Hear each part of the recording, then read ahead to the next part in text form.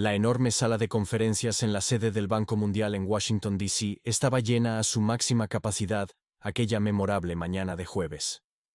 Lo que se suponía que sería una presentación rutinaria de los resultados quinquenales de la Iniciativa de Desarrollo Africano del banco se transformó en algo mucho más dramático cuando el capitán Ibrahim Traore solicitó tiempo para hablar y presentar sus propios hallazgos de auditoría. Los funcionarios del Banco Mundial, confiados en sus informes pulidos y estadísticas cuidadosamente preparadas, no tenían idea de que estaban a punto de enfrentar la exposición financiera más devastadora en la historia de la institución. La sucesora de David Malpass, la ficticia presidenta del Banco Mundial, Jennifer Harrison, estaba en el podio con una sonrisa satisfecha, señalando los impresionantes gráficos detrás de ella, mostrando la exitosa historia de los $22.000 millones de ayuda a África entre 2019 y 2024. La audiencia, compuesta por funcionarios internacionales de desarrollo, ministros de finanzas y periodistas, asentía apreciativamente ante los gráficos coloridos que mostraban escuelas construidas, hospitales financiados e infraestructura desarrollada. Señoras y señores, comenzó Harrison con confianza ensayada. El compromiso del Banco Mundial con el desarrollo africano nunca ha sido más fuerte. Nuestro paquete de ayuda de $22.000 millones durante los últimos 5 años representa la mayor inversión regional individual en nuestra historia. Hemos transformado vidas, construido futuros y creado desarrollo sostenible en todo el continente. El aplauso fue educado pero entusiasta. Sin embargo, varios ministros de finanzas africanos presentes intercambiaron miradas cómplices. Habían visto estas presentaciones antes. Impresionantes números que de alguna manera nunca coincidían con la realidad sobre el terreno. Fue entonces cuando Traore se levantó de su asiento en la tercera fila. No se suponía que hablara hasta dentro de una hora, pero algo en el tono autosatisfecho de Harrison le impulsó a tomar la decisión de actuar de inmediato. La voz de la presidenta Harrison cortó el aplauso. Antes de que continúe, ¿puedo compartir algunos datos adicionales sobre esta historia de éxito de los $22.000 millones? Creo que los interesados presentes merecen una imagen completa. La sonrisa de Harrison vaciló ligeramente. Capitán Traore, está programado para más tarde. Esto no tomará mucho tiempo, interrumpió Traore, ya caminando hacia el escenario, con una tableta en la mano. Solo unas pocas aclaraciones sobre a dónde exactamente se fueron esos $22.000 millones. El personal de seguridad parecía incierto. Técnicamente, Traore era un ponente invitado. Pero esto no estaba en la agenda. Harrison, no queriendo parecer defensiva, hizo un gesto, a regañadientes, para que se acercara. Gracias, dijo Traore, conectando su tableta al sistema de presentación. Los gráficos coloridos del Banco Mundial fueron reemplazados por una simple hoja de cálculo. He pasado los últimos 6 meses realizando una auditoría forense del paquete de ayuda africana, de $22.000 millones del Banco Mundial. Mi equipo siguió cada dólar desde su origen hasta su supuesto destino. Los resultados son iluminadores. La sala se quedó en silencio. Varios funcionarios del Banco Mundial comenzaron a revisar frenéticamente sus teléfonos. Comencemos con la cifra principal, continuó Traore. De los $22.000 millones supuestamente enviados a África, solo 2.000 millones, repito, 2.000 millones, realmente llegaron a los beneficiarios africanos de alguna forma. Eso es un 9.09% para quienes llevan la cuenta. Se produjeron suspiros entre la audiencia. Harrison dio un paso adelante. Eso es absurdo. Tenemos documentación. Oh sí, la documentación. Traore sonrió ligeramente. Examinemos esa documentación, ¿de acuerdo? Hizo clic en la siguiente diapositiva. Primera categoría, honorarios de consultores. $73.000 millones. Así es. 1/3 de todo el paquete de ayuda fue destinado a consultores. Pero aquí está la parte interesante. El 94% de estos consultores eran de países donantes, no de África. Viajaron en primera clase, se hospedaron en hoteles de 5 estrellas y produjeron informes que en su mayoría recomendaban más consultoría. La diapositiva mostraba ejemplos específicos. McKinsey Company, $847 millones para informes de evaluación de pobreza. Tiempo real pasado en África, 73 días en total. Costo por día, 116, 6 millones. El doctor Samuel Okono, El economista jefe ficticio de Troure, quien ayudó a compilar los datos, le pasó carpetas adicionales desde 1900 antes. La audiencia. Déjenme leerles mi gasto favorito de consultores, continuó Troure. El doctor Richard Thompson, un experto ficticio en saneamiento de agua de Londres, cobró $50,000 por una visita de 2 días para evaluar sitios de perforación de pozos en Burkina Faso. Su recomendación: contratar más consultores. Los pozos nunca se perforaron, pero visitó 6 veces más, facturando un total de $300,000. Los aldeanos todavía no tienen agua. Harrison intentó intervenir. Estos consultores proporcionan una valiosa experiencia, ¿verdad?, contrarrestó Troure. Miremos el programa de agricultura sostenible en Malí. Se asignaron $500 millones. Honorarios de consultores, $350 millones. Semillas y equipos entregados a los agricultores, $12 millones. El resto, costos administrativos y talleres de capacitación realizados en París y Ginebra. Los agricultores malíes nunca asistieron a estos talleres. No podían pagar las tarifas de visa. La pantalla cambió para mostrar un desglose de la categoría de costos administrativos. Costos administrativos. Draw leyó 4.8 mil millones. Ahora, uno asumiría que esto significa costos administrativos en 1900 por África, ¿correcto? Incorrecto. 4.2 mil millones de esto fueron a oficinas del Banco Mundial en Washington, Ginebra, París y Londres. La oficina de país de Somalia, que supuestamente maneja 800 millones en ayuda, opera desde Nairobi. El personal no ha pisado Somalia en 3 años. Sin embargo, están facturando asignaciones por dificultades por trabajar en proyectos somalíes. Varios periodistas ahora grababan cada palabra, sus cámaras enfocadas en las diapositivas condenatorias. Pero esperen, dijo Tore, su voz ganando intensidad, esto se pone mejor. Asistencia técnica, 3.7 mil millones. Esta fascinante categoría incluye 200 millones para licencias de software de Microsoft y Oracle para programas de transformación digital. El software fue instalado en las oficinas del Banco Mundial, no en instituciones africanas. Cuando solicitamos acceso, nos dijeron que era demasiado complejo para la implementación local. Sacó un caso de estudio específico, la plataforma digital de agricultura en Nigeria. Presupuesto 120 millones. Resultado: un sitio web que no funciona en los idiomas nigerianos, requiere velocidades de Internet que no están disponibles en áreas rurales, y fue diseñado por una empresa en Silicon Valley que nunca ha operado en África. Usuarios activos actuales, 47. Costo por usuario, 255 millones. La cara de la presidenta Harrison pasó de confiada a pálida. Varios miembros de la Junta del Banco Mundial susurraban urgentemente entre ellos. Ahora, hablemos de Minutsos, mi categoría favorita personal. TA continuó, claramente emocionado con su tema. Monitoreo y evaluación. 2.1 mil millones.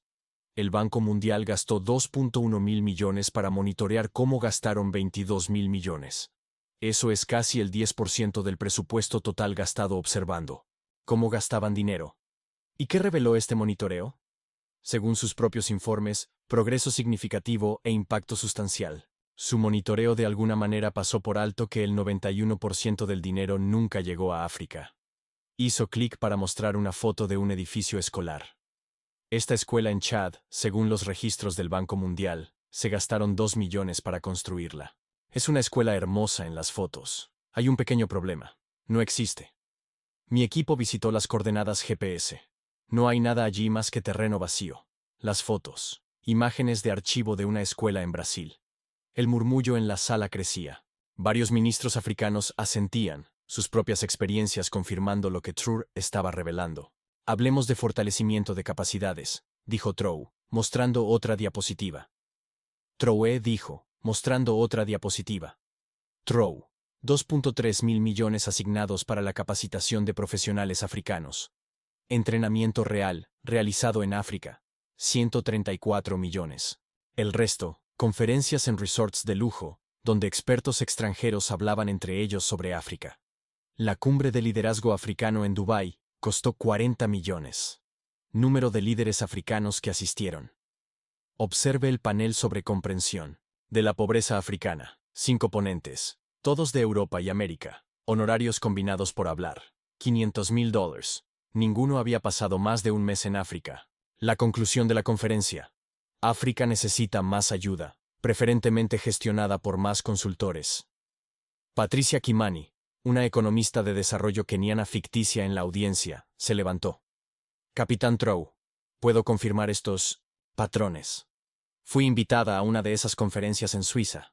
Me volaron en clase ejecutiva, pagaron por un hotel de 5 estrellas, pero cuando solicité $10,000 para herramientas agrícolas para mi programa comunitario, me dijeron que no había presupuesto para la implementación directa.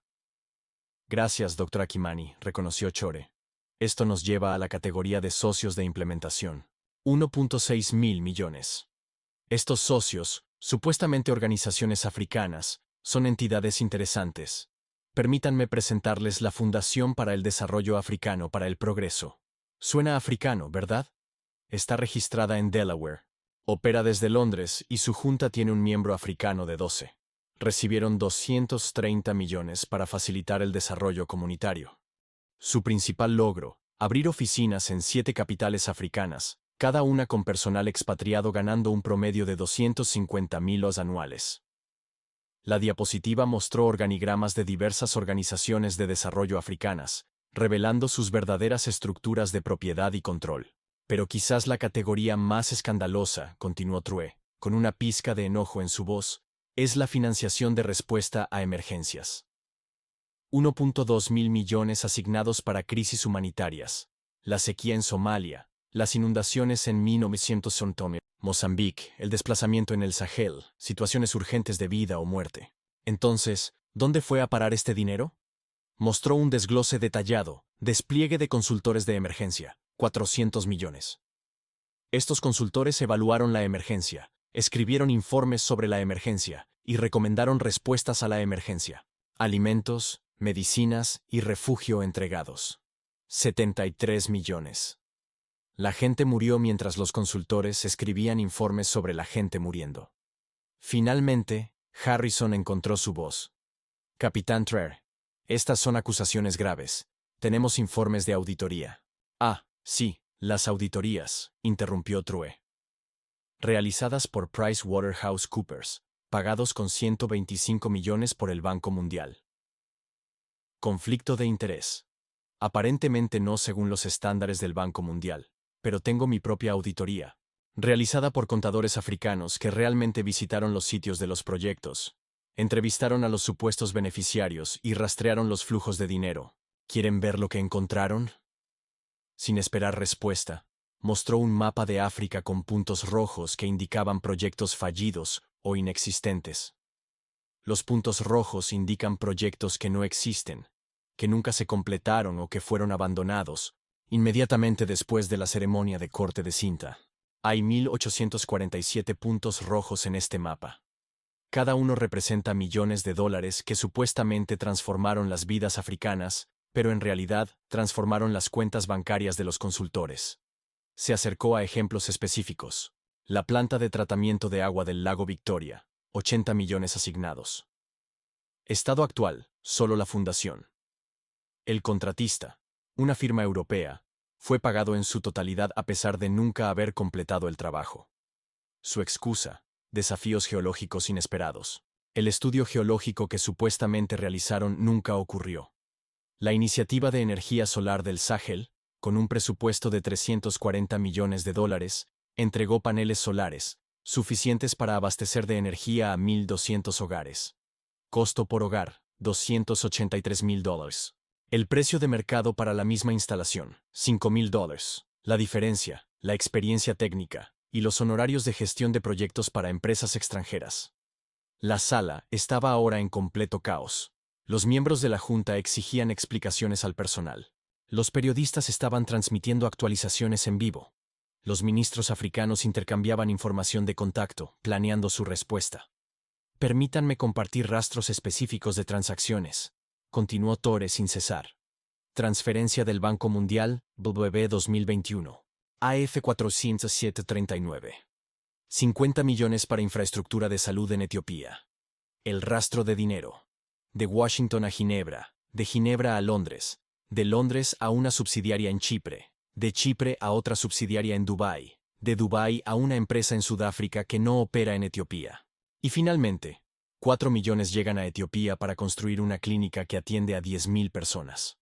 Los otros 46 millones. Costos de transacción y tarifas de mitigación de riesgos. Mostró estados de cuenta bancarios, registros de transferencias y registros corporativos, cada uno revelando otra capa del juego financiero. Pero lo que realmente me enfurece, dijo Tore, su compostura finalmente quebrándose ligeramente, es que mientras ocurría este colonialismo financiero, las organizaciones africanas reales con un historial comprobado fueron negadas de financiación. Las Madres de Mombasa, una organización comunitaria que ha brindado atención médica a 100.000 personas, con un presupuesto de $50.000, fue rechazada para una subvención de $200.000 porque no tenían capacidad. Mientras tanto, una firma de 1900 consultoría recibió 3 millones para estudiar si las Madres de Mombasa tenían capacidad. La presidenta Harrison intentó una última defensa. El Banco Mundial opera dentro de marcos de desarrollo internacional. Marcos que ustedes crearon, evaluaron y modificaron para adaptarlos a sus necesidades, replicó él. Déjenme mostrarles la prueba definitiva de lo absurdo de este sistema. Los papeles de estrategia de reducción de pobreza requeridos para acceder a la ayuda. Los países deben contratar consultores para redactar estos documentos. El costo promedio por país es de 5 millones. Los consultores que los redactan son recomendados por el Banco Mundial. Las plantillas que utilizan fueron creadas por ex empleados del Banco Mundial. Es un círculo cerrado de extracción de riqueza, disfrazado de asistencia al desarrollo. Sacó una diapositiva que mostraba la puerta giratoria entre el personal del Banco Mundial y los consultores de desarrollo. 437 ex empleados del Banco Mundial ahora trabajan para firmas de consultoría que reciben contratos del Banco Mundial. Saben exactamente cómo redactar propuestas, qué lenguaje utilizar, qué métricas prometer. No es desarrollo. Es una industria que se beneficia de la apariencia de desarrollo. La pantalla mostró ahora estadísticas comparativas que fueron devastadoras. China construyó 1.000 kilómetros de ferrocarril en Etiopía por 4.000 millones. Un ferrocarril real que la gente usa a diario. El Banco Mundial gastó 3.8 mil millones en 1900. El desarrollo de infraestructura de transporte en el mismo periodo en toda África Oriental. Resultado: 47 kilómetros de carreteras pavimentadas y 2.000 estudios de viabilidad que contribuyeron más al desarrollo africano. Un economista del Banco Mundial, el Dr. Michael Roberts, un ficticio asesor principal, se levantó enojado. Esta es una presentación engañosa. El desarrollo es complejo. Tore se giró hacia él. Déjame simplificarlo para ti. El pueblo necesita un pozo. Costará $10.000. El Banco Mundial asigna $500.000. El pueblo aún no tiene el pozo. ¿Dónde está la complejidad? La única complejidad está en la contabilidad creativa utilizada para ocultar el robo. Sacó un ejemplo específico que hizo que la audiencia se sorprendiera. El proyecto de educación rural de Burkina Faso. 15 millones asignados en 2020. Número de escuelas prometidas, 200. Número de escuelas construidas, 7. Costo por escuela, según los registros del Banco Mundial, $625.000. El costo real para construir una escuela localmente, $30.000. La diferencia, $595.000 por escuela. Fue a la facilitación del proyecto. Construimos 40 escuelas con fondos locales, por menos de lo que el Banco Mundial gastó, para no construir ni una escuela. La evidencia siguió llegando. Cada diapositiva más condenatoria que la anterior. Adquisición de equipos médicos. 450 millones asignados para suministros médicos en África Occidental. Equipos entregados. 31 millones en valor. Pero aquí está la parte interesante. Se adquirieron con un sobreprecio del 300% de proveedores propiedad de empresas fachada, conectadas con contratistas de desarrollo. El mismo equipo estaba disponible localmente a precios estándar, pero los protocolos de adquisición requerían proveedores internacionales. Mostró facturas comparando precios. Máquina de MRI de proveedor autorizado, 3 millones. Mismo modelo disponible de distribuidor regional, $1 millón. Cantidad comprada, 15. Costo adicional, 30 millones. Razón dada. Garantía de calidad. Las máquinas son idénticas. Pero hablemos del costo humano, dijo Tea. su voz volviéndose sombría. Mientras 20.000 millones se desviaban a través de consultores y contratistas, 2.3 millones de niños africanos murieron por enfermedades prevenibles. Cada muerte podría haberse prevenido con $100 de intervención médica básica. Podríamos haber salvado a todos ellos con solo las tarifas de consultores de un solo año. La sala cayó en silencio ante esta dura aritmética de la muerte. La respuesta del Banco Mundial a las críticas siempre es la misma, continuó Tore. El desarrollo es un proceso a largo plazo. El fortalecimiento de capacidades lleva tiempo. Debe establecerse el marco institucional. Estos son eufemismos para seguiremos extrayendo riqueza mientras pretendemos ayudar. Mostró una línea de tiempo de las operaciones del Banco Mundial en África. 70 años. El Banco Mundial ha estado desarrollando África durante 70 años. En ese tiempo, Corea del Sur pasó de ser más pobre que Ghana a convertirse en una nación desarrollada. Singapur pasó de ser un pantano a una capital financiera. China sacó a 800 millones de personas de la pobreza.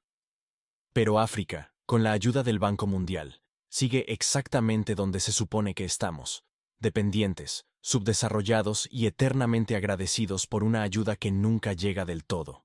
La presidenta Harrison intentó nuevamente responder. Capitán Trow, el Banco Mundial ha ayudado a millones. ¿Lo ha hecho?, desafió Trow. Veamos sus propios datos. La tasa de pobreza en África subsahariana en 1990, 54%. Después de 30 años y cientos de miles de millones en ayuda, 41%. Esa es una reducción del 13%. Ruanda, que echó a la mayoría de los ONGs y consultores internacionales, después del genocidio, redujo la pobreza en un 35% en el mismo periodo. ¿Quién ayudó a quién? Sacó más datos comparativos. Los países que recibieron más ayuda del Banco Mundial en los últimos 30 años, frente a los que recibieron menos. Adivinen qué grupo tuvo un mejor rendimiento económico. La correlación es en realidad negativa. Más ayuda equivale a menos crecimiento.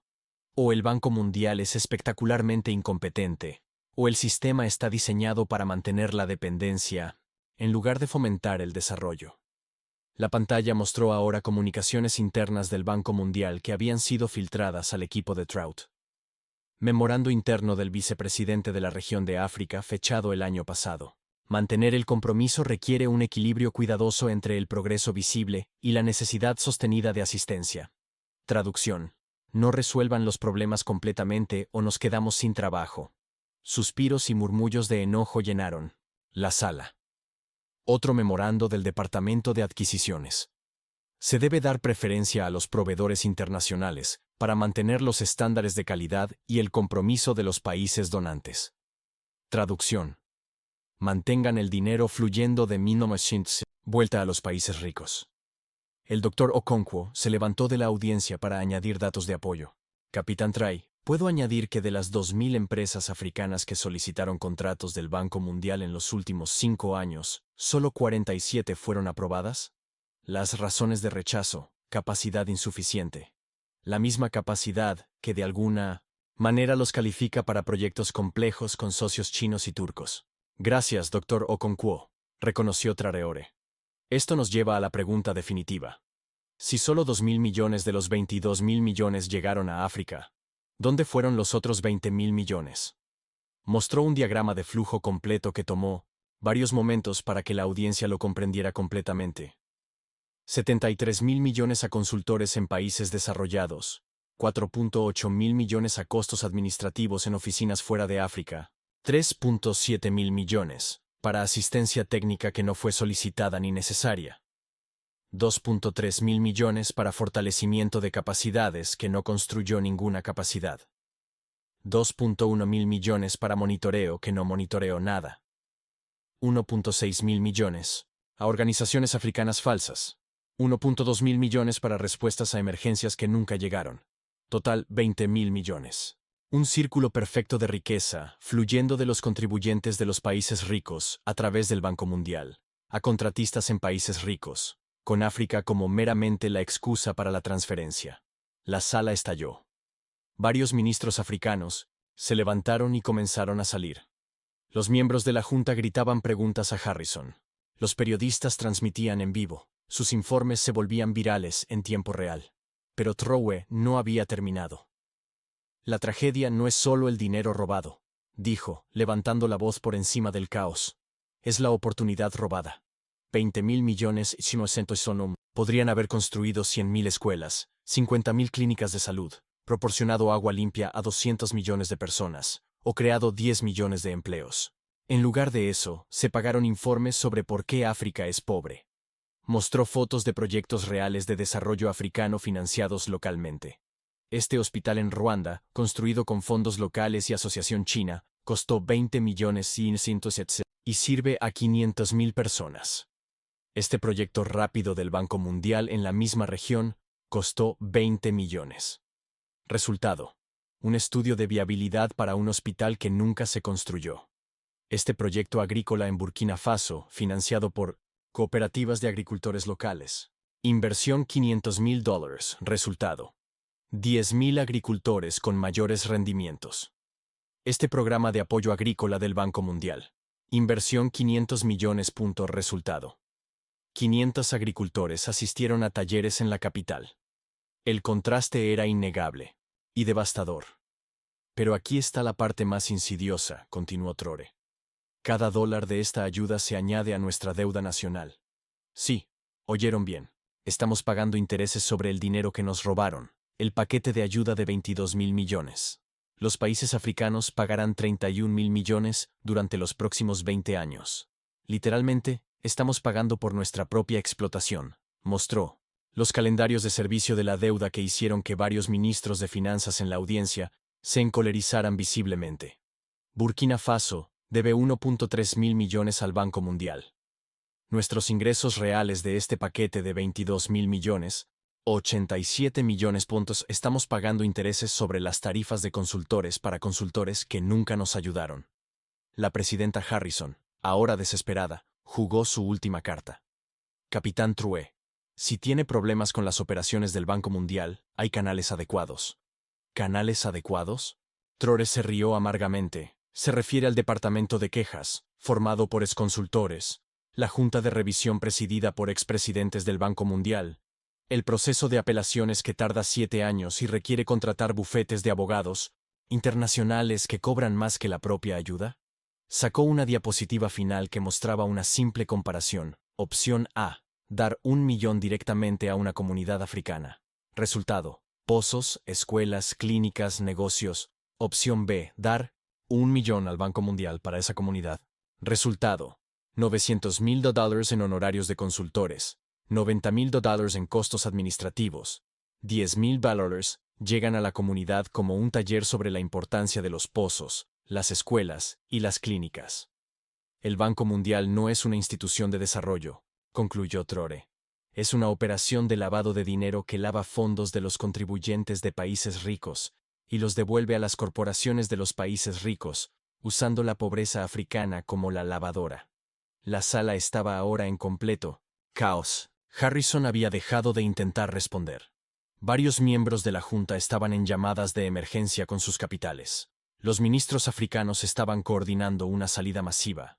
Pero Trowe había guardado su evidencia más poderosa para el final. Quiero mostrarles algo, dijo, mostrando un video en la pantalla. Esta es la señora Aminata Sawadogo, una agricultora de mi país. Solicitó un préstamo de microcrédito de $500 de un programa financiado por el Banco Mundial. Fue rechazada por falta de garantías suficientes. El programa gastó $400.000 en consultores para diseñar los criterios de rechazo que la excluyeron. El video mostraba a la señora Sawadogo en su campo explicando en el idioma local con subtítulos cómo eventualmente pidió prestado $500 a una cooperativa local y triplicó su cosecha. El Banco Mundial gastó $400.000 para rechazarle $500. Trowe dijo en voz baja: esa es la totalidad del sistema en un solo ejemplo. Máximo gasto, mínimo impacto, cero vergüenza. Comenzó a empacar sus materiales, mientras el caos continuaba a su alrededor.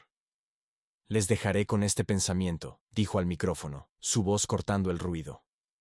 El Banco Mundial tiene 2 opciones. O son grotescamente incompetentes, en cuyo caso deberían cerrar inmediatamente, o están explotando deliberadamente a África, en cuyo caso deberían ser procesados. No hay una tercera opción donde gastar 20.000 millones para entregar 2.000 millones tenga sentido. Mientras caminaba hacia la salida, se dio la vuelta una vez más. Y Presidenta Harrison, usted preguntó sobre los canales adecuados. Considere este el canal adecuado. El canal donde se dice la verdad, se presentan pruebas y se expone el robo. Los países africanos anunciarán conjuntamente nuestra retirada de todos los programas del Banco Mundial la próxima semana. Tomaremos nuestros riesgos con socios que realmente entreguen carreteras en lugar de informes sobre carreteras. La salida que siguió fue sin precedentes. Todos los representantes africanos dejaron la sala, seguidos por varios delegados simpatizantes de otros países en desarrollo. La transmisión en vivo del evento ya había sido vista por millones, con el hashtag #ForceWhereIsWar20Billion, tendiendo a nivel mundial. En las secuelas, la presidenta Harrison intentó controlar los daños, calificando la presentación de Trowe de engañosa y fuera de contexto. Pero cuando se le presionó por refutaciones específicas, el Banco Mundial solo pudo producir los mismos informes de consultores que Trowe había desacreditado. La auditoría forense que Trowe había realizado fue publicada de forma pública, todos sus 1.847 páginas. Los economistas independientes que la revisaron encontraron que la metodología era sólida y las conclusiones inevitables. The Financial Times la calificó como la exposición más completa del fraude de la ayuda al desarrollo en la historia. El Dr. William Easterly, un verdadero economista del desarrollo que había criticado durante mucho tiempo la efectividad de la ayuda, comentó: Trowe ha hecho lo que los académicos han intentado hacer durante décadas. Probar con datos duros que la industria de la ayuda se trata más de enriquecer a los consultores que de reducir la pobreza. Las consecuencias inmediatas fueron severas. El precio de las acciones del Banco Mundial, sí, tiene acciones, se desplomó. Varios gobiernos europeos anunciaron revisiones de sus contribuciones. El Congreso de UNOPU lanzó una investigación. Lo más dramático fue que la Unión Africana anunció la creación del Fondo de Desarrollo Africano, gestionado completamente por africanos para africanos.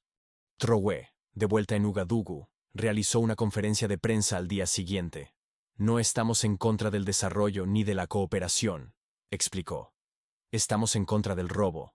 Si los socios quieren ayudar a África, son bienvenidos, pero los días de usar nuestra pobreza como un centro de beneficios han terminado. Hemos demostrado que podemos desarrollarnos por nosotros mismos cuando la ayuda se aparta del camino. Anunció que los 87 millones que Burkina Faso había recibido del Banco Mundial serían devueltos. No queremos dinero robado, ni siquiera la pequeña parte que nos llegó. Lo devolveremos y cancelaremos nuestra deuda con el Banco Mundial. Preferimos ser honestamente pobres que deshonestamente endeudados. El gesto fue simbólico pero poderoso. Otros países africanos siguieron el ejemplo, creando una crisis para el Banco Mundial que amenazaba su misma existencia. Los denunciantes internos, alentados por la exposición de Trowe, comenzaron a filtrarse más documentos. Surgió que el Banco Mundial había sabido sobre las ineficiencias durante años, pero había suprimido activamente los informes que las cuantificaban. Una auditoría interna de 2018, que mostraba que solo el 13% de la ayuda llegaba a los beneficiarios, había sido archivada, y sus autores trasladados a otros departamentos. Las firmas de consultoría mencionadas en la presentación de Trowe se apresuraron a defenderse. McKinsey emitió una declaración sobre la complejidad de los desafíos del desarrollo que fue ampliamente ridiculizada. Un usuario de Twitter resumió: McKinsey cobró 847 millones para descubrir que África es pobre. Un trabajo revolucionario. Las historias humanas comenzaron a surgir. Agricultores, maestros, médicos y empresarios de toda África compartieron sus experiencias de ser excluidos de la ayuda supuestamente destinada a ellos. Mientras observaban a los consultores extranjeros conducir en vehículos Land Cruiser comprados con ese mismo dinero de ayuda, un maestro en Kenia reveló: un programa educativo del Banco Mundial gastó $50,000 en una evaluación de necesidades para nuestra escuela. Necesitábamos libros. Podrían habernos preguntado. Aún no tenemos libros, pero hay un bonito informe sobre nuestra necesidad de libros. Un médico en Nigeria compartió: gastaron 2 millones estudiando si nuestra clínica necesitaba equipo. Les escribimos una lista: máquina de rayos X, ecógrafo, herramientas quirúrgicas básicas. Produjeron un informe de 200 páginas recomendando más estudios. Aún usamos una máquina de rayos X de 40 años sujeta con cinta. Las revelaciones seguían llegando. Surgió que el Banco Mundial tenía un sistema secreto de clasificación para los países africanos: cumplidores, desafiantes y problemáticos. Los países que cuestionaban el gasto eran trasladados a la categoría problemática y enfrentaban retrasos en la distribución de la ayuda. Burkina Faso, bajo Traoré, había sido clasificado como altamente problemático con una nota que indicaba: requiere una gestión cuidadosa. La industria de evaluación del impacto ambiental, un subconjunto del ecosistema de consultores, fue particularmente expuesta. Surgieron informes sobre la misma evaluación ambiental utilizada para proyectos en diferentes países, con solo los nombres cambiados. Una evaluación de 3 millones para una presa en Ghana se encontró que era un 90% idéntica a una para una presa en Zambia, que a su vez había sido copiada de una presa en Vietnam. Los requisitos de inclusión de género, que supuestamente aseguraban que las mujeres se beneficiaran de la ayuda, fueron revelados como otra mina de oro para los consultores. El programa gastó millones en consultores de género que produjeron informes sobre la inclusión de mujeres, pero rara vez las incluían realmente. Un proyecto de empoderamiento de mujeres en Tanzania gastó $800,000 en consultores y $50,000 en programas reales para mujeres. Las promesas de transferencia de tecnología fueron quizás las más fraudulentas. Los equipos proporcionados a menudo eran modelos obsoletos desechados por los fabricantes. Un hospital en Senegal recibió nuevas máquinas de resonancia magnética, que en realidad eran unidades reacondicionadas de los años 90, vendidas a precios de 2020. Los contratos de mantenimiento naturalmente solo podían ser atendidos por los proveedores originales a tarifas exorbitantes. Los programas de capacitación fueron expuestos como esquemas de visas para consultores y vacaciones extendidas. Un taller de fortalecimiento de capacidades en Malawi tenía 12 participantes y 47 consultores y personal de apoyo. El taller duró 3 días. Los consultores facturaron 3 semanas de preparación y seguimiento. La corrupción en las adquisiciones era sistemática. Las listas de proveedores aprobados estaban conformadas exclusivamente por empresas vinculadas a ex empleados del Banco Mundial. Estos proveedores cobraban rutinariamente sobreprecios del 200 al 400%, con el exceso retornado a través de varios canales legales pero poco éticos. Honorarios por conferencias, puestos en juntas directivas, contratos de consultoría para familiares. Escándalo inmobiliario fue otra revelación. El Banco Mundial había comprado o arrendado propiedades en toda África para oficinas de proyectos que permanecían vacías, mientras el personal trabajaba desde las capitales o el extranjero. Un complejo de 15 millones en Sudán del Sur nunca había sido ocupado debido a preocupaciones de seguridad. Pero los pagos del arrendamiento continuaron. Las flotas de vehículos eran legendarias entre los trabajadores de ayuda. Cada proyecto requería nuevos Land Cruisers, a pesar de que ya había vehículos disponibles. Una auditoría logística encontró 3.000 vehículos comprados por el Banco Mundial en toda África, el 60% de los cuales no se usaban o no se podían localizar. Los vehículos que se podían encontrar a menudo eran usados por funcionarios gubernamentales para fines personales. La industria de conferencias creada en torno a la ayuda del Banco Mundial valía miles de millones. Cada proyecto requería conferencias de inicio, revisiones a mitad de periodo, talleres de evaluación y seminarios de difusión. Estos se celebraban invariablemente en hoteles caros en las capitales, o mejor aún, en Dubái, París o Washington por razones de seguridad. El fraude de servicios de traducción fue particularmente creativo. Los documentos se traducían a los idiomas locales a $500 por página, pero las traducciones eran tan malas que no podían usarse. Cuando las comunidades se quejaban, se les decía que carecían de la capacidad para entender el lenguaje técnico. Los mismos documentos luego se volvían a traducir a un costo adicional, a menudo varias veces. El fraude de monitoreo y evaluación era sistémico. Consultores de EM visitaban los sitios de los proyectos, tomaban fotos con los beneficiarios y producían informes llenos de elogios. Las visitas de seguimiento encontraban los proyectos abandonados, pero los informes de EM de alguna manera nunca reflejaban esto. Una firma de consultoría había copiado y pegado la misma historia de éxito en 47 informes de proyectos diferentes, solo cambiando los nombres de las ubicaciones. El fraude de proyectos piloto era otro favorito. Todo era un piloto, lo que significaba que cuando fallaba, solo era una experiencia de aprendizaje. Un proyecto piloto de agua en Etiopía, que fracasó, se replicó como piloto en Kenia, donde también fracasó. Luego en Tanzania, donde fracasó nuevamente. Cada fracaso generaba más informes de consultores sobre por qué el próximo piloto tendría éxito.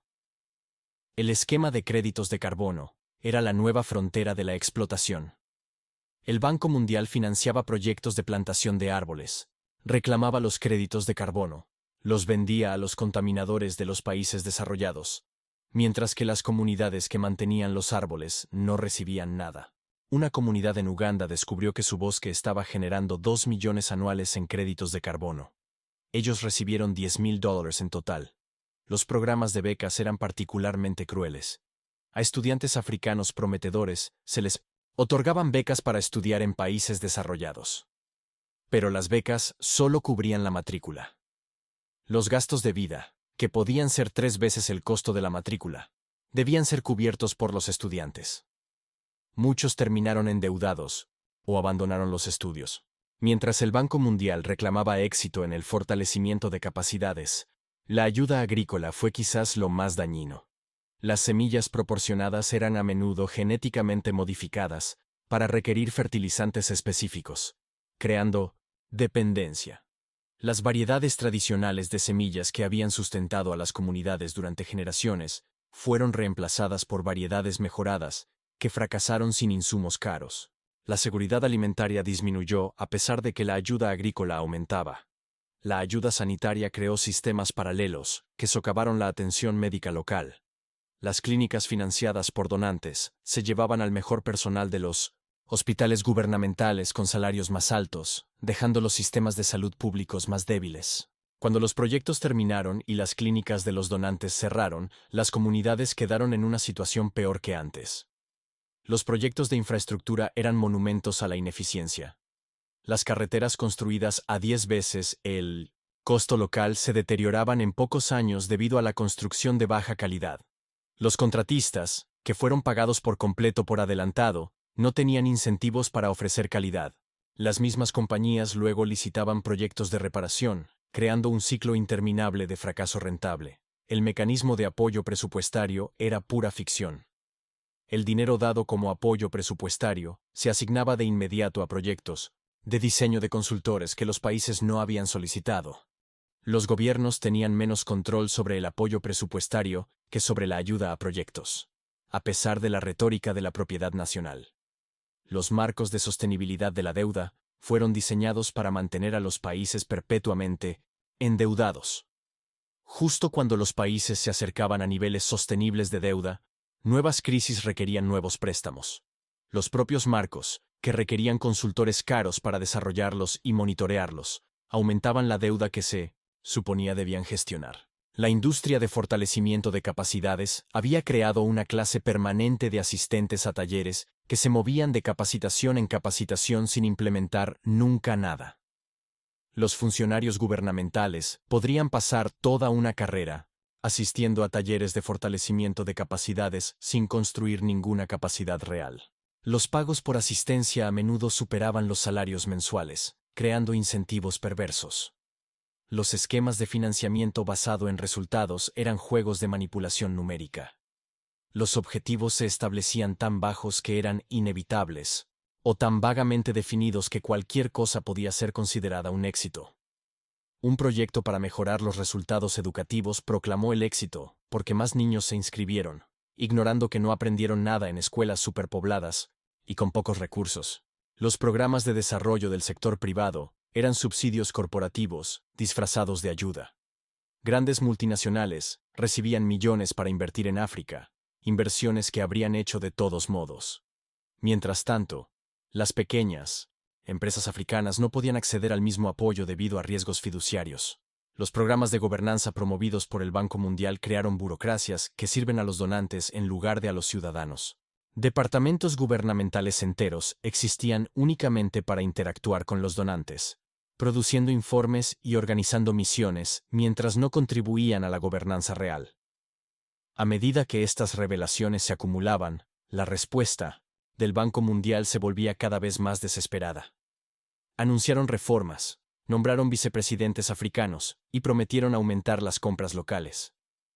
Pero como señaló Trowe en una declaración posterior, reorganizar las sillas en el 1900 o Titanic no evita que se hunda. El golpe final llegó cuando un grupo de economistas calculó el flujo neto de recursos. Cuando se incorporaron el servicio de la deuda, las tarifas de consultoría y los costos de adquisición, África había enviado más dinero a los países desarrollados a través del sistema del Banco Mundial de lo que había recibido. La ayuda era en realidad ayuda invertida. Los países pobres subsidiando a los ricos. El colapso de las operaciones del Banco Mundial en África fue rápido. Los países cancelaron proyectos, se negaron a nuevos préstamos y exigieron auditorías de deuda. La institución que se había posicionado como el socio de desarrollo de África fue expuesta como su mecanismo de explotación. En su declaración final sobre el tema, Trowe dijo algo que resonó en todo el mundo en desarrollo. Durante 1970 años, nos han dicho que somos pobres porque nos falta capacidad, recursos y experiencia. La verdad es que somos pobres porque lo poco que tenemos se extrae sistemáticamente a través de esquemas elaborados disfrazados de ayuda. El Banco Mundial no fracasó en desarrollar África. Tuvo éxito en mantener a África subdesarrollada. Ese siempre fue el verdadero proyecto. Las secuelas de la exposición de Trowe desataron una confrontación global. La Unión Europea anunció una revisión exhaustiva de todos los mecanismos de ayuda al desarrollo. El ministro de Desarrollo de Alemania, después de revisar la evidencia, declaró públicamente: no podemos seguir financiando un sistema que enriquece a los consultores mientras empobrece a aquellos a quienes dice ayudar. Las firmas de consultoría se apresuraron a reinventarse. Mackenzie creó una práctica de desarrollo africano compuesta completamente por africanos, después de despedir a la mayoría de sus consultores de desarrollo anteriores. Pero como señaló un comentarista, pintar rayas a un leopardo no lo convierte en una cebra. El cambio más significativo vino desde dentro de África misma. El Fondo de Desarrollo Africano, que reemplazó las operaciones del Banco Mundial, operaba con principios radicalmente diferentes. No hay consultores extranjeros sin socios locales. No hay estudios sin implementación. No hay conferencias fuera de África. No hay salarios que superen las escalas salariales del gobierno local. Los resultados fueron inmediatos. Los proyectos costaban un 80% menos y entregaban un 300% más. La doctora Amina Hassan, una economista egipcia ficticia, que ayudó a diseñar el nuevo sistema, explicó: eliminamos los puntos de extracción. Cada dólar se queda en África, circula en África y construye África. No es complicado. Solo se ha hecho parecer complicado por aquellos que se benefician de la complejidad. Las historias de éxito comenzaron a surgir en pocos meses. Un proyecto de carretera en Burkina Faso, presupuestado en 10 millones por el Banco Mundial, nunca construido, se completó por 1.2 millones utilizando contratistas locales. Un hospital en Malí, cotizado en 50 millones por contratistas internacionales, se construyó por 6 millones mediante una asociación tunecina-senegalesa. Los mismos resultados a una fracción del costo, con el dinero permaneciendo en las economías africanas. El robo de propiedad intelectual fue otro escándalo que surgió. Investigaciones realizadas por científicos africanos, con financiación del Banco Mundial, fueron registradas por el banco o sus consultores. Innovaciones desarrolladas por comunidades africanas fueron patentadas por empresas extranjeras. El conocimiento tradicional fue extraído, empaquetado y vendido nuevamente a África a precios elevados. El doctor Samuel Mangi, un científico agrícola keniano ficticio, reveló: desarrollé una variedad de maíz resistente a la sequía, utilizando métodos tradicionales de cría y conocimiento local. El Banco Mundial financió las pruebas finales. Ahora Monsanto posee la patente, y los agricultores kenianos tienen que pagar regalías para sembrar semillas que desarrollaron sus ancestros. El impacto psicológico de la exposición de Trowe fue profundo. Los profesionales africanos que habían interiorizado la narrativa de la incapacidad, de repente se dieron cuenta de que habían sido engañados durante generaciones. La competencia siempre estuvo ahí, simplemente se había suprimido y desviado sistemáticamente. Un joven ingeniero de Ghana resumió el sentimiento: Pasamos nuestras carreras creyendo que necesitábamos la experiencia extranjera para todo. Luego, Troué nos mostró que los extranjeros solo estaban reciclando nuestras ideas, cobrando por ellas y diciéndonos que no estábamos listos para implementarlas nosotros mismos. También se expuso el imperialismo cultural incrustado en los proyectos del Banco Mundial. Cada proyecto venía con valores y principios que socavaban los sistemas locales. Las estructuras de gobernanza tradicionales fueron descartadas como informales. El conocimiento indígena fue etiquetado como no científico. La solidaridad comunitaria fue vista como una distorsión del mercado. El jefe Mari Akoto, un líder tradicional ficticio de Nigeria, explicó: "Nos dijeron que nuestra gestión comunal de la tierra era ineficiente. Nos obligaron a privatizar. Ahora las empresas extranjeras son dueñas de lo que nuestros antepasados preservaron durante siglos. El Banco Mundial no trajo desarrollo, trató de despojarnos. El daño educativo fue particularmente grave. Los proyectos educativos del Banco Mundial promovieron currículos que preparaban a los africanos para ser empleados, no emprendedores, consumidores, no productores, implementadores, no innovadores. El pensamiento crítico fue desalentado a favor del fortalecimiento de capacidades que solo construía la capacidad de seguir programas diseñados por extranjeros. El profesor John Oyen, un educador keniano ficticio, reveló: la estrategia educativa del Banco Mundial para África, que decía explícitamente que la educación superior era un lujo que no podíamos permitirnos, quería que nos enfocáramos en la alfabetización básica mientras que sus países invertían en universidades. Fue una subyugación intelectual deliberada. La destrucción del sistema de salud fue sistemática. La medicina tradicional, que brindaba atención médica asequible a millones, fue delegitimada. La producción farmacéutica local fue desalentada en favor de las importaciones. Los sistemas de salud comunitarios fueron reemplazados por programas dependientes de donantes que colapsaron cuando terminó el financiamiento. La doctora Fátima Diallo, una administradora de salud senegalesa ficticia, testificó: teníamos un sistema de salud comunitario funcional que el Banco Mundial llamó informal y se negó a apoyar. Construyeron sistemas paralelos que no pudimos sostener. Ahora no tenemos ni atención tradicional ni moderna, solo ruinas de ambas. El impacto demográfico fue oculto pero devastador. La fuga de cerebros fue activamente facilitada por las políticas del Banco Mundial que entrenaban a los africanos para habilidades necesarias en los países desarrollados, no en África. Las mejores mentes fueron extraídas tan seguramente como los minerales, dejando a los países agotados de capital humano.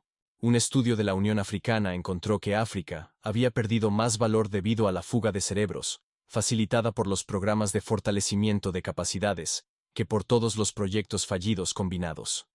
Cada doctor entrenado y perdido representaba millones en inversión educativa que beneficiaban a los países desarrollados. Las implicaciones para la seguridad también fueron graves. Los programas de ajuste estructural del Banco Mundial habían requerido recortes en el presupuesto militar mientras ignoraban las crecientes amenazas a la seguridad. Los países quedaron incapaces de defenderse, creando espacios para el extremismo y requiriendo costosa intervención extranjera, lo que generó más oportunidades para consultores. La general Patricia Mensah, una analista de seguridad ficticia, observó: nos hicieron recortar el gasto militar para calificar para la ayuda. Luego nos vendieron asistencia militar cara cuando los extremistas llenaron el vacío. Fue una dependencia planificada. La destrucción ambiental fue calculada. Proyectos que nunca serían aprobados en los países desarrollados fueron impulsados en África. La disposición de desechos tóxicos, las industrias contaminantes y la agricultura destructiva para el medio ambiente fueron promovidas como oportunidades de desarrollo. El científico ambiental, Dr. James Kimani, un investigador keniano ficticio, documentó que el Banco Mundial financió una fábrica de pesticidas en Kenia que producía productos químicos prohibidos en Europa. Cuando envenenó nuestra agua, financiaron un estudio sobre la contaminación del agua. Cuando las personas se enfermaron, financiaron evaluaciones de salud. Se beneficiaron al causar problemas y luego estudiarlos. La violencia de género incrustada en los proyectos fue ocultada.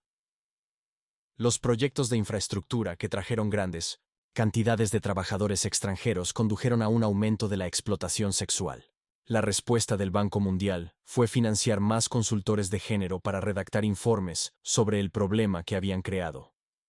La activista por los derechos de las mujeres, Grace Obasanjo, una defensora nigeriana ficticia, testificó: cada gran proyecto del Banco Mundial trajo violencia sexual. Ellos lo sabían, lo documentaron y no hicieron nada excepto contratar consultores para estudiarlo. Los cuerpos de las mujeres se convirtieron en otro sitio de extracción. El trabajo infantil habilitado por los proyectos fue documentado pero ignorado. Los programas agrícolas que requerían un aumento en la producción llevaron a los niños a dejar la escuela para trabajar en las granjas. Los proyectos mineros empleaban a niños en condiciones peligrosas. La respuesta del Banco Mundial fue más estudios sobre el bienestar infantil.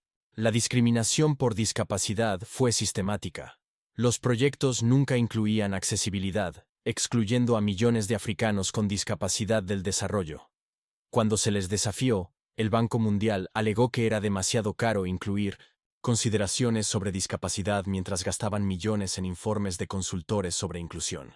Los pueblos indígenas fueron especialmente blanco. Sus tierras fueron tomadas para proyectos, sus culturas destruidas por la modernización, su conocimiento robado y patentado. El Banco Mundial tenía una política sobre pueblos indígenas que nunca fue implementada, existiendo solo para desviar las críticas. La corrupción facilitada por el sistema del Banco Mundial fue luego utilizada para justificar más intervención. Crearon oportunidades para la corrupción, se beneficiaron de ella, y luego afirmaron que la corrupción africana requería supervisión extranjera. Fue un ciclo perfecto y autoperpetuante. Una auditoría forense de los contratos del Banco Mundial encontró que cada contrato importante tenía irregularidades que beneficiaban a individuos conectados. La corrupción no era africana. Estaba incrustada en el sistema operativo del Banco Mundial. El lavado de dinero a través de proyectos de desarrollo tenía una escala industrial. Los fondos ilícitos se limpiaban a través de contratos con consultores, viajes de estudio y talleres de fortalecimiento de capacidades.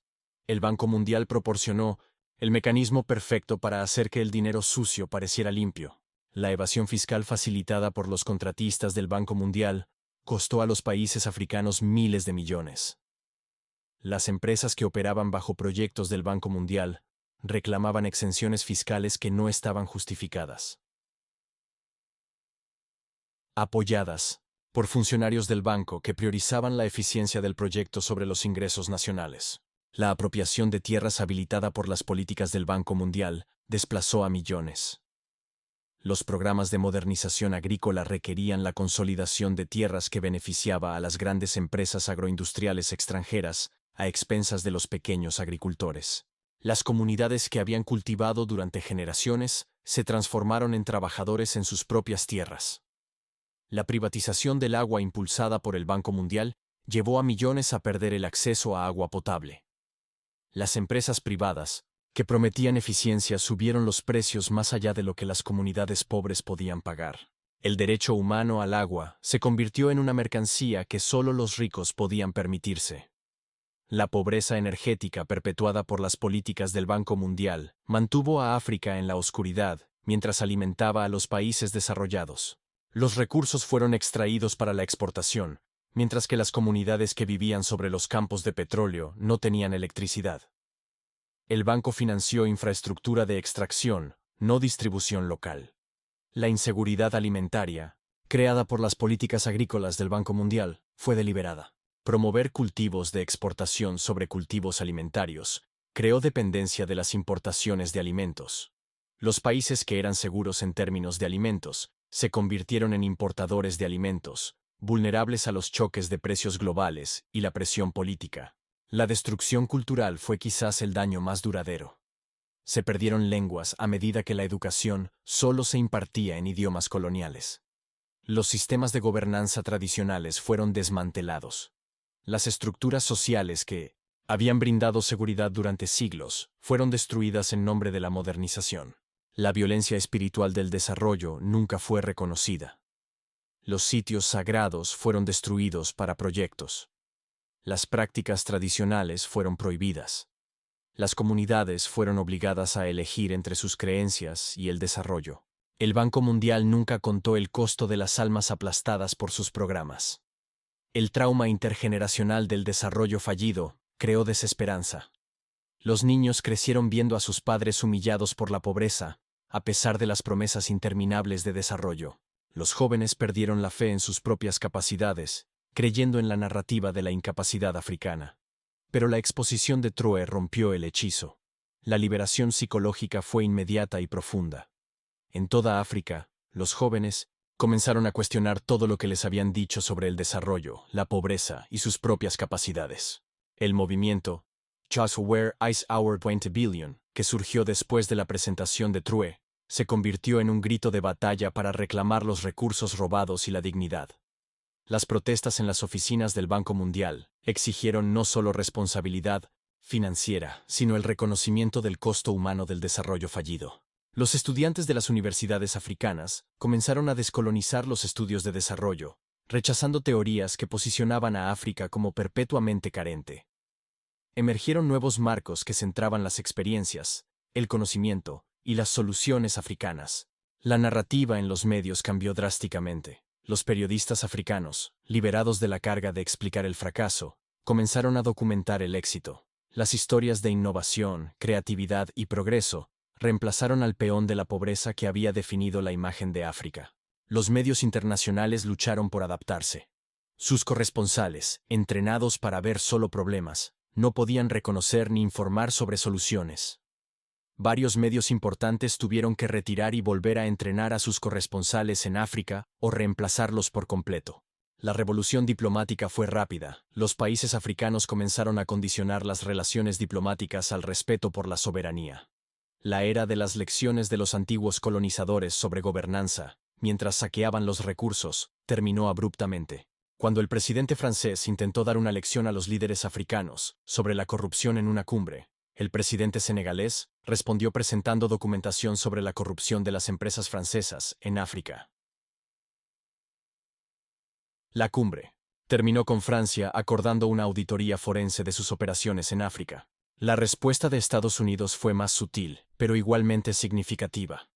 USAID reestructuró silenciosamente toda su operación en África, reduciendo el gasto en consultores en un 70% y aumentando el apoyo directo a las organizaciones africanas. No admitieron mal comportamiento, pero reconocieron tácitamente la validez de la crítica de Chorechina, que siempre se había posicionado como diferente de los donantes occidentales. Utilizó la oportunidad para expandir su influencia. Pero los países africanos, educados por la experiencia del Banco Mundial, negociaron con más firmeza, exigieron mejores condiciones y retuvieron más control sobre los proyectos financiados por China. Los bancos de desarrollo multilateral enfrentaron una crisis existencial. El Banco Africano de Desarrollo, que había estado a la sombra del Banco Mundial durante mucho tiempo, emergió como la principal institución financiera de desarrollo del continente, pero también tuvo que reformarse, eliminando el enfoque pesado en consultores que había infectado a todas las instituciones de desarrollo. Los donantes bilaterales se apresuraron a distanciarse del modelo del Banco Mundial. Cada uno afirmaba que siempre habían sido diferentes, mejores, más respetuosos. Pero la metodología de auditoría de Troe se aplicaba a toda la ayuda, y surgieron patrones similares en todas partes. El complejo industrial de las ONGs también fue expuesto. Grandes ONGs internacionales que se habían posicionado como alternativas a la ayuda oficial, se descubrió que tenían patrones de extracción similares. Ellas también gastaban la mayor parte de su dinero en ellas mismas mientras afirmaban ayudar a África. El sector de la caridad enfrentó un despertar. Los donantes comenzaron a exigir evidencia de impacto, no solo fotos de niños africanos sonriendo.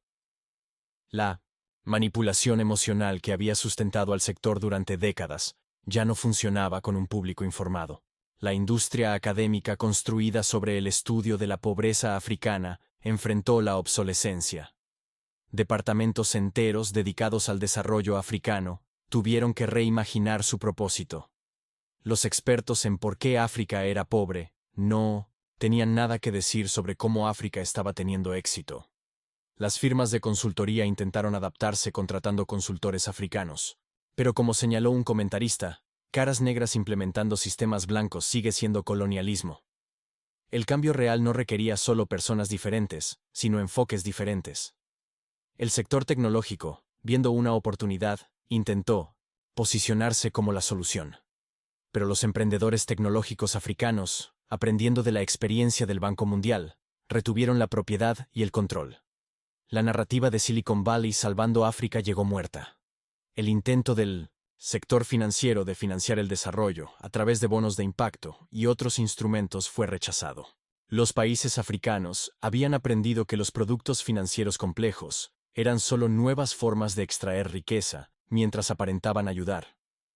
La promesa de financiación climática para África se convirtió en la nueva frontera de lucha. Los países desarrollados intentaron usar los fondos climáticos para reimponer el modelo basado en consultores. Pero los negociadores africanos, armados con el presidente de Torres, exigieron acceso directo y control local. La crisis de deuda que muchos predijeron seguiría al rechazo de África del apoyo del Banco Mundial nunca se materializó. Los países descubrieron que, sin los costos adicionales de los consultores y la corrupción, podían financiar su propio desarrollo. La deuda nunca fue necesaria, fue impuesta. El crecimiento económico que siguió a la liberación de África del modelo del Banco Mundial sorprendió a los economistas. Las tasas de crecimiento del PIB se duplicaron en 2 años. La reducción de la pobreza se aceleró. El empleo aumentó. Todo el desarrollo que la ayuda había prometido pero nunca entregó comenzó a ocurrir espontáneamente. Las implicaciones teóricas desafiaron la economía del desarrollo como disciplina. La suposición de que los países pobres necesitaban asistencia externa para desarrollarse fue refutada. Todo el marco intelectual de los estudios de desarrollo tuvo que ser reconsiderado. Nuevos modelos económicos surgieron de las universidades africanas. La economía Ubuntu, basada en la prosperidad comunal en lugar de la acumulación individual, ofreció alternativas tanto al capitalismo como al socialismo. El modelo de recursos rotativos aseguró que los beneficios circularan en lugar de concentrarse. Las implicaciones filosóficas fueron aún más profundas. La narrativa de la Ilustración, del progreso lineal desde lo primitivo hasta lo moderno, fue destrozada. África demostró que diferentes modernidades eran posibles. Ese desarrollo no requería seguir los caminos occidentales. La renovación espiritual que acompañó la liberación económica fue inesperada pero poderosa. Las comunidades se reconectaron con tradiciones que habían sido suprimidas. Los sistemas de conocimiento indígena fueron revitalizados. África comenzó a sanar de siglos de violencia psicológica. La explosión artística que siguió reflejó esta liberación. El arte africano, la música, la literatura y el cine, liberados de la carga de explicar la pobreza o buscar validación occidental, alcanzaron nuevas alturas de creatividad e influencia global. La revolución educativa fue integral. Los currículos fueron descolonizados. Las lenguas fueron reintroducidas y los sistemas de conocimiento fueron revalidados. Los niños africanos comenzaron a aprender sus propias historias en sus propios idiomas con fines propios.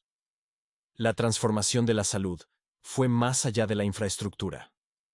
La medicina tradicional se integró con la práctica moderna. Los sistemas de salud comunitarios fueron revitalizados. La salud mental, largamente descuidada, fue abordada mediante métodos culturalmente apropiados.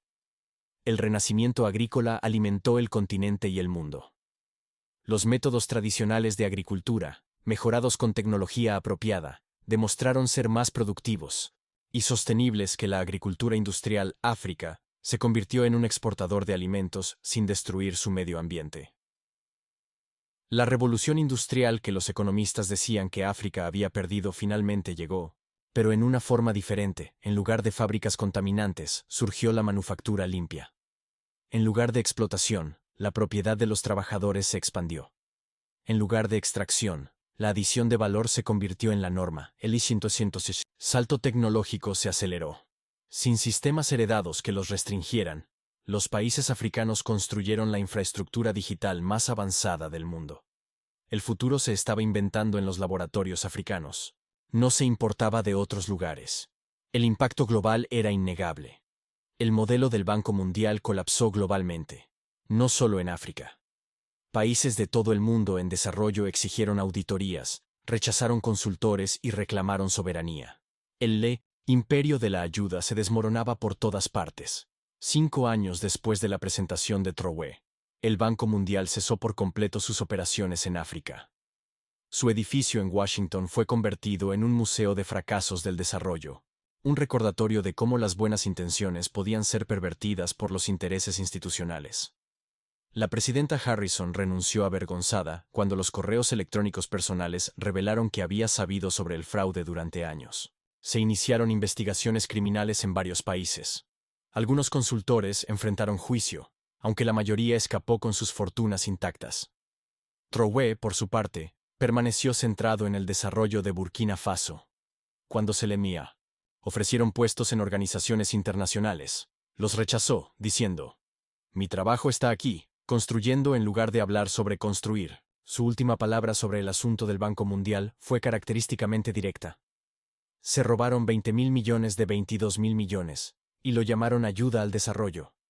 Nosotros expusimos el robo y lo llamamos por lo que era: colonialismo con hojas de cálculo. La era de la explotación disfrazada de experiencia ha terminado. África se desarrollará con sus propios recursos y en sus propios términos. Aquellos que realmente quieran asociarse son bienvenidos. Los que quieran extraer pueden quedarse en casa. La pregunta de los 20.000 millones, ¿dónde fue el dinero?, finalmente fue respondida. Fue exactamente a donde estaba diseñado para ir. De vuelta a los países que decían estar ayudando a África. La industria de la ayuda no estaba fracasando. Estaba teniendo éxito en su verdadero propósito: enriquecer a los ya ricos mientras mantenía la ficción de ayudar a los pobres.